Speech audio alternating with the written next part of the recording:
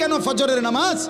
একটা বছর কোনো দিন ফজরের নামাজ পড়তে পারলা না যুবক, তোমাদের মধ্যে যারা ফজরের নামাজ পড়ো না, তোমার মতো অসভ্য, তোমার মতো নির্লজ্জ, বেহায়া, তুমি খোদার জমিনে হাঁটো কেমনে? তুমি মাটির তলে হাঁটতারো না? তোমার মতো অসভ্য আর কোনো মানুষ হয়নি না, বেহায়া কোথাকার। আল্লাহ রসুল সাল্লাল্লাহু আলাইহি সাল্লাম বলেন তাহাজ্জুদ নামাজ, হাদিসে আছে নবীজির জামানায় একবার সাহাবীরা বললেন একজন মুসলমানের ব্যাপারে, ইয়া রাসূলুল্লাহ, এই লোক সারা রাত ঘুমায় থাকে ফজর পর্যন্ত, কোনো দিন তাহাজ্জুদ পড়ে না। তাহাজ্জুদ মানে ফজর না, ফজরের আগের নামাজ। কথা বোঝেন নাই আপনারা?